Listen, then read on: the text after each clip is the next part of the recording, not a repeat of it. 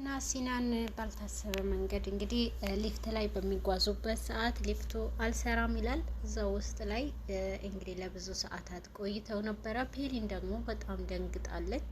እዚህ ውስጥ በቃ መተንፈስ አልቻልኩም፣ እባክህን በቃ ትንፋሽ አጥሮኛል እያለች ሲናንም ስትናገር ነበረ።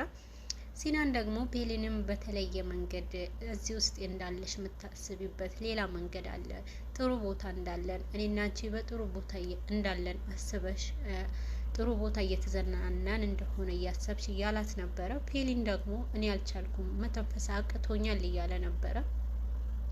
እንግዲህ ሲናንም በተለየ በሚዝናኑበት ቦታ ላይ አንቺ በምን አይነት ሁኔታ ሆነሽ እንደምታሳልፊው እንደዛ አድርግ እያላት የሁለታቸው ፍቅር ውስጥ ያሳለፉትንም ነገር እንድታስታውስ ያደርጋት ነበረ። እንግዲህ ሲናንና ፔሊንም በደስታ ሁለቱም ልክ እንደ ሁሌው አንቺ እኔ አወራሻለሁ አንቺ ደግሞ አትሰሚኝም እያለ ነበረ ሌላ ነገር ሲነግራት የቆየው። እንግዲህ ፔሊንም በጣም ደስተኛ እንደነበረች እና በህልም ውስጥ ከሲናን ጋር ደስ የሚል ፍቅር ውስጥ እንደነበሩ እየሆነ ስታስብ ሲናንም ደስ የሚሉ ነገሮች እስኪሰማት ድረስ ያደርጋት ነበረ። እንግዲህ ሊፍቱ ተሰርቶ እስኪጨረስ ድረስ እዛ ውስጥ በደስታ እንድታሳልፍ ያደርጋታል። አንቺ መተንፈስ ትችያለሽ፣ ተንፍሺ፣ አስቢ፣ ጥሩ ነገር እያሰብሽ እያላት ነበረ። እንግዲህ በፔሊን ደግሞ እኔ አልችልም ብትልም ሁለታቸውም የደስታ ጊዜያቸው እያሳለፉ ባህር ቦታ እየሄዱ እየተዝናኑ እንደዛ አድርጋ ስታስብ ነበረ። ፔሊንም በዚህ መሀል በጣም ደስተኛ ሆነው ነበረ። በመሀልም እንግዲህ ሊፍቱ ባይሰራ እስኪል ድረስ እስከሚናገሩ ድረስ ነበረ በፍቅር ውስጥ የነበሩ ሁለቱም። በመሀልም ሊፍቱ እንግዲህ ተሰርቶ አልቆ ድምጽ ይሰማቸዋል። በዚህ መሀል ሁለቱም ተቃቅፈው በነበረበት ሰዓት ነበረ ሊፍቱም ተሰርቶ ያለቀው። ከዛ በኋላ እንግዲህ ሁለቱም የማይተዋወቁ ሰዎች ይሆኑና ይለያያሉ። ምክንያቱም ሲናንና ፔሊንም በሰሞኑ ላይ ከኡዝጋር ጋር ሆኖ አይተዋለች። እንግዲህ ነጭ አበባ ይዛለት ወደ እሱ ሄዳ ስለነበረ እሱ ደግሞ በመኪና ከኡዝጋር ጋር ሲሄድ አይተዋለች። እንግዲህ ኡዝጋር ደግሞ ፔሊንም ለማናደድ ብዙ ጊዜ ሲናንም ስትጠቀም ነበረ። ፔሊን ደግሞ ይሄ ነገር ከኡዝጋር ጋር በመሆኑ በጣም ደስተኛ አይደለችም። ይሄ ነገር አበባውም እንግዲህ በሩ ላይ አስቀምጣለት ሄዳ ነበረ። ያንን አበባ ደግሞ ወድጄዋለሁ እያላት ነበረ። እንግዲህ በህልም ውስጥ እንዳለች እዛ ሊፍት ውስጥ ተበላሽቶ እያሰበችው ነጭ አበባ ይሄ በጣም ዓለም ላይ ካለው ውዱ ስጦታ ነው ብላ የሰጠችው አበባ እዛው ህልም ላይ ስታስበው የነበረው አበባ ነበረ። እንግዲህ ከዛን ከነቁ በኋላ ሲናንም ይህንን አበባ በቀደም ያስቀመጥሽልኝ አበባ ወድጄዋለሁ ይላታል። እንግዲህ ፔሊንም በዚህ መሀል እና እሱ እኔ አይደለሁም ኡዝጋርን ጠይቃ ስትል ነበረ። ነገሩም እንዲያስታውስ ታደርጋለች ማለት ነው። እንግዲህ ባሻክ አሁን ላይ በቡለንት በጣም ተናዳለች። ቀለበቱም ያንን ቀለበት የሰው እንደነበረ የሰጣት የጋብቻ ጥያቄ ያላቀረበላት ስለመሰላት ቡለንትም የምታዋርድበት መንገድ ስትፈልግ ነበረ። እንግዲህ ቡለንትም ጋዜጣ አሰርታ በየቦታው ለጥፋለች። ቡለንት ደግሞ እንግዲህ አሁን ላይ ጄዳ ጋር ሆነዋል። ጄዳ ምግብ ቤታቸው ድረስ መጥታለች። እንግዲህ ጄዳ ደግሞ እንደምትበቀላቸው እና ደስተኛ እንደምትሆን ስታፌዝባቸው ነበረ። ምክንያቱም ጄዳ እዛ ውስጥ ሆኖ እንግዲህ ከሲናን ጋር እየሰራ ያለው ሰው አንተ ፍርድ ቤት ሄደ አንተ ሁሉንም ነገር ተናገር፣ 5 ዓመት የምትሰራበት ደሞዝ እኔ ባንዴ እሰጥሃለሁ እና ስለዚህ ሲናንም ከኔ ጋር ስራ ስትለው ነበረ።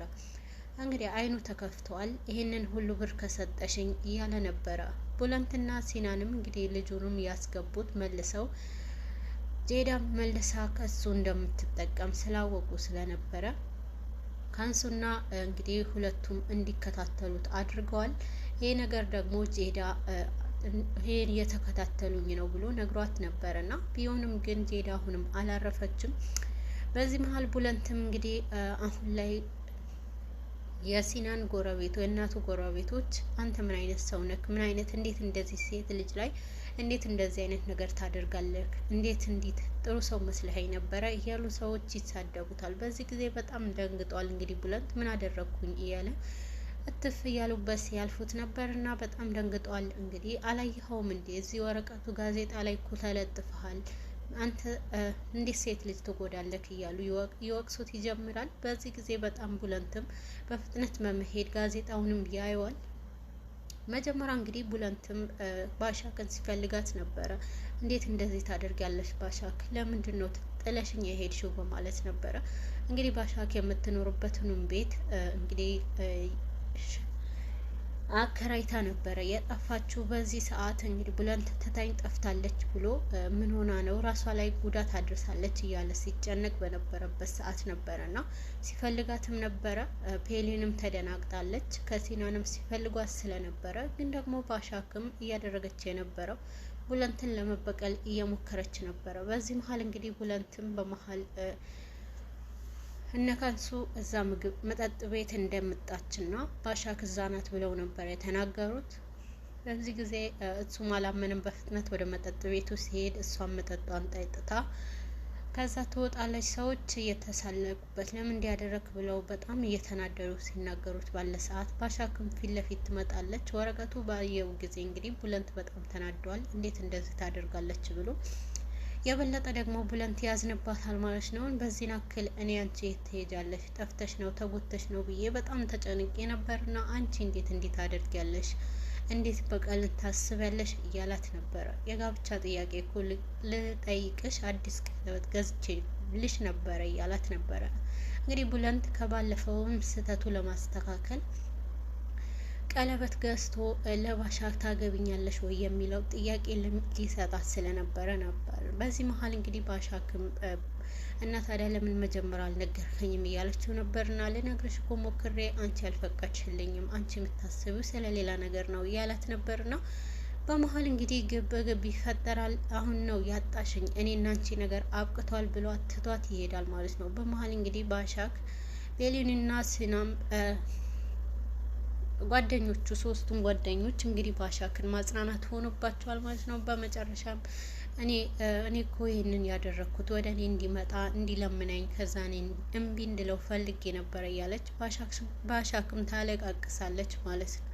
በዚህ መሀል የሲናን እህትም እንግዲህ እርጉዝ አይደለችም፣ ይሄ ነገር እውነት እንዳልሆነ ለማስረዳት በምትሞክርበት ሰዓት ለባሏ እሱም ግን ይሄ ነገር ሊረዳት አልቻለም ማለት ነው። ቢሆንም ይሄ በእውነተኝነት ከሱ ጋር ለማርገዝ እየሞከረች በነበረ ሰዓት እሱ ግን አንቺ እርጉዝ ነሽና ግዴታ ልጅ እስከሚወለድ ድረስ እኔና አንቺ አንቀራረብም ብሏት ነበረ በባለፈው ላይ።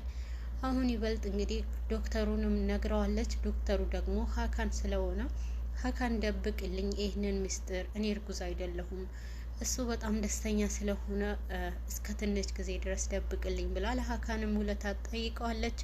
በዚህ መሀል እንግዲህ አሁን ላይ ልጅ ልወልድ ነው ብሎ ባሰበበት ሰዓት አንተ መሀነካ አትወልድም ተብሏል እና ደግሞ ሚስቴ እኮ እርጉዝ ናት እንዴት ሊሆን ይችላል ብሎ ጠይቋል። እሱን አላውቅም ግን አንተ ልጅ መውለድ አትችልም ብለዋል።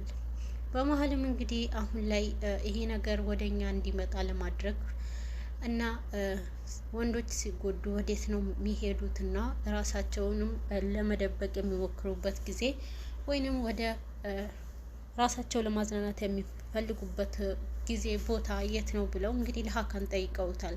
አንተ ቤተሰባችን ነክና እኛ ትረዳናለህ ብለውታል። እቤት ደግሞ እንግዲህ ቡለንትና ሲናንም እዝጋርም አብረው ሆነው ወደ መጠጥ ቤት ሄደው ዘና እንዲሉ ነበር የተመካከሩት። በዚህ ባህል እንግዲህ ጄዳ ደግሞ እነሱ ሲወጡ ጠብቃ ሰውየዋን የሚሰሩትንም ሁሉንም ነገር በፋይል እንዲቀዳላት እንግዲህ ለሰውየዋ ስትሰጥ ደርሰውባታል። ቢሆንም ግን እሷ አምልጣለች ማለት ነው። በመሀልም እንግዲህ ከቡለንት ክፍል ቁልፍ ወስዳለች፣ ሰርቃ የራሷ ፍላጎት ልታሟላ ማለት ነው። በዚህ መሀል እነ ሲናንም ወደ መጠጥ ቤት ሄደዋል። ሆኖም ግን ሀካን ደግሞ ወንዶች ወዴት ሊሄዱ ይችላሉ እና ደግሞ እነ ሲናንም ወዴት ይሄዳሉ እነ ቡለንት ብለው ነበር እነ ባሻክና እነ ቤሊንም የጠየቁት። በዚህ ሰዓት እሱም እዛ ይገኛል በማለት እንግዲህ የወንዶችንም ባህሪ ያውቃለሁ ብሎ ነበረ እየተናገረው። በዚህ ሰዓት ቤሊንም ከሶስታቸውም ሆነ ወደ መጠጥ ቤት ይሄዳሉ። ኦዝጋርም ስለነበረች ኦዝጋር ደግሞ ከነ ሲናን ጋር ስትጨፍር ነበረ። ባሻክ እንደመጣች ካወቀ በኋላ ቡለንትም እንግዲህ አንድ ሴት ይዞ በጣም ሲጨፍር ነበረ። በዚህ ሰዓት በጣም እየጨፈረ እና እሷን ለማናደድ ይሞክራል። መጀመሪያ በጣም ደብሮኛል እያለው የነበረው ቡለንት እንግዲህ ባሻክን ለማናደድ መጨፈሩን ይቀጥላል። እንዴት እንደዚህ አይነት ነገር ታደርጋለህ ብላ እንግዲህ ባሻክ መቋቋም አልችልም በማለት ትረብሸዋለች። በዚህ መሀል እንግዲህ የኡዝጋር አያት አሁን ላይ ሲናንና ኡዝጋር እንደተጋቡ እውነት መሆኑንም ተከታተልልኝ ብሎ ሰው ልኳል ማለት ነው። ሲናንና ኡዝጋር አብረው እየጨፈሩ ባለ ሰዓት በጣም ተናዳለች። ፔሊንም ወደ እነሱ ሄዳ ነበረ። ፔሊንና ሲናንም በጣም መጨቃጨቅ ይጀምራሉ። ምክንያቱም ከሁለት ሰው ጋር መሆን አትችልም፣ ከአንድ መምረጥ አለብህ እያለች ወደ ሲናን እያሰበች ወደ ሲናን አይኗን ተክላ እንግዲህ ቡለንትን ታወራለች። አሁን ላይ የምታወሪው ስለ እኔ ነው አይደለም በማለት ከሲናን ጋር ጭቅጭቅ ይጀምራሉ። በዚህ መሀል ኡዝጋር በጣም በመናደድ እንግዲህ ትታ ትሄዳለች ማለት ነው። በዚህ ጊዜ እንግዲህ የሲናንና የኡዝጋር ነገር ወደ አያቷ ደርሰዋል ማለት ነው።